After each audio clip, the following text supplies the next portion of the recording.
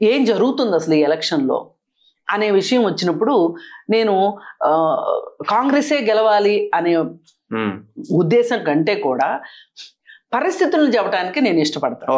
అంటే నా పైన 2 రకాల బాధ్యతలు ఉన్నాయి. ఒకటి, ఇండియా కూటమిని సపోర్ట్ చేసుకుంటూ గ్రౌండ్ లో ఏం జరుగుతుంది, ఎందుకు కాంగ్రెస్ గెలుస్తుంది అనే దాని మీద నా అవగాహన నాకుంది.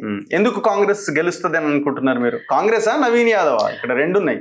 ఏదైనా క్యాండిడేట్ కాంగ్రెస్ క్యాండిడేట్ అయినా నవీన్ యాదవ్ మీద ఎలక్షన్ జరుగుతుంది అని అంటున్నారు. అలా అనడం కరెక్ట్ కాదు. అంటే ఒక రాజకీయాల గురించి మాట్లాడేవాళ్ళు ఇలా మాట్లాడకూడదు. ఎందుకంటే అలా అనుకుంటే నవీన్ యాదవ్ పోటీ చేసి గెలిచిన తర్వాత కాంగ్రెస్ పార్టీలో చేరొచ్చుగా. ఎప్పుడో ఒక్కసారి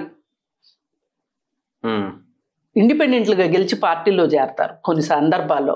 కానీ వాళ్ళు అప్పటికే ఆ పార్టీలో పనిచేసి అక్కడ సీట్ రాకపోతే ఇండిపెండెంట్ గా పోటీ చేస్తారు తప్పితే కేవలం ఇండిపెండెంట్ గా ఏ పార్టీలోనూ పని చేయకుండా ఏ వాసన లేకోకుండా ఒక ఇండిపెండెంట్ గెలిచి పార్టీలో చేరటం మన దేశంలో అసాధ్యం. నూటికో కోటుకో ఎక్కడైనా ఉంటే ఉండొచ్చు, ఆ డేటా నా దగ్గర అయితే లేదు. అందుకని మనం నవీన్ యాదవ్కి కాంగ్రెస్ పార్టీ బీఫామ్ ఇచ్చింది, ఇచ్చి టికెట్ ఇచ్చి పోటీ చేయించింది. అందరూ సీఎంతో సహా మంత్రులతో సహా ఎలా పనిచేస్తున్నారు అనేది నన్ను అడగండి, కానీ ఎక్కువ మంది అతని కోసం పనిచేస్తున్నారు. సరి అయిన వ్యూహంతో పనిచేస్తున్నారా లేదా అంటే అక్కడక్కడ తప్పులు జరుగుతున్నాయి, తప్పటడుగులు పడుతున్నాయి.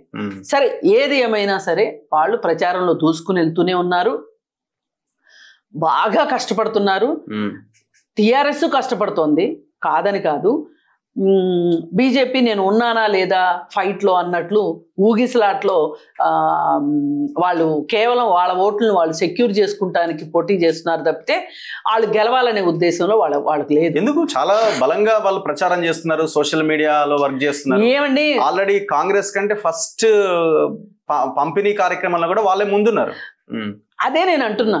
ఇప్పుడు వాళ్ళకి ఇక్కడ హైదరాబాద్ లో బలం తగ్గింది అంటే బండి సంజయ్, కిషన్ రెడ్డి వీళ్ళందరూ సమాధానం చెప్పుకోవాల్సి కాబట్టి అందుకని మన ఓటు శాతాన్ని మనం తగ్గించుకోకూడదు. ఓటు షేర్ కోసం పనిచేస్తున్నారు తప్పితే వాళ్ళు గెలవాలనే ఉద్దేశం లేదు. నేను అనేది బీఆర్ఎస్ గురించి అంటారు, మీరు బీజేపీ అంటున్నారా?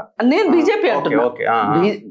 ఇప్పుడు బీజేపీ అసలు పోటీలో లేదు, ఉంది కానీ త్రిముఖ పోటీ లేదు ఇక్కడ. ఫస్ట్ సెకండ్ లో వాళ్ళు లేరు, థర్డ్ పొజిషన్ లో ఉన్నారు. నిజంగా వాళ్ళు అసలు గెలిపే ధ్యేయంగా గనక ఉండి ఉన్నట్లయితే గనక వాళ్ళకి ఎన్డీఏ కూటమిలో ఉన్న తెలుగుదేశం పార్టీనో లేకపోతే జనసేన పార్టీనో వాళ్ళు మాట్లాడుకుని ఏందబ్బా మా కోసం మీరు ఎవరెవరు వస్తారు, ఏంటి, ఎవరా పరిచయం చేస్తారు, మీ పాకెట్స్ ఏంటి, ఇక్కడ సెటిలర్స్ పాకెటా ఏంటి అనేది లేదు.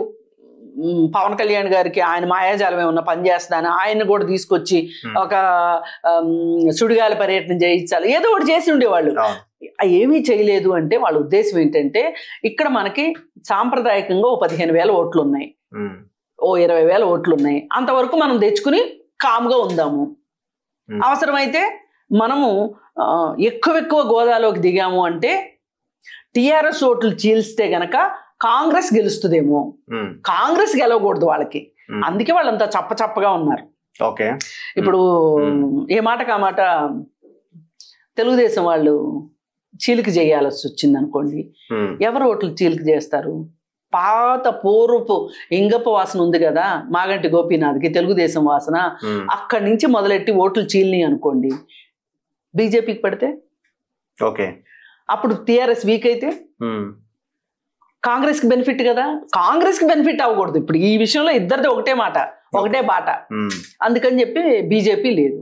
ఇకపోతే టిఆర్ఎస్ తీసుకుంటే గనక ఇప్పుడు ఈ హైదరాబాద్లో ఆమె ఒక్కటి గెలిచి ఏం చేస్తుంది? ఇప్పుడు నంబర్ గేమే కదా, పాలిటిక్స్ అంటే నథింగ్ బట్ నంబర్ గేమ్. ఈ నంబర్ గేమ్లో ఏం సాధిస్తుంది ఆవిడ గెలిచి? ఇప్పుడు టిఆర్ఎస్ ఖాతాలో ఒక సీటు పెరగడం కూడా ఉండదు, పాత నెంబరే కంటిన్యూ అవుతుంది. బై ఎలక్షన్ కాబట్టి. అవునవునవును. అందుకని ఆమె గెలిచిన సిట్టింగ్ వాళ్ళదే కాబట్టి మరి ఈ పరిస్థితుల్లో అధికార పార్టీ తోటి ఈమె కోట్లాడి ఈ నియోజకవర్గం అభివృద్ధి కోసం పనిచేసేంత సత్తా ఈవిడ దగ్గర ఉందా అని ఆలోచిస్తే అది లేదు అనేది అర్థమవుతుంది.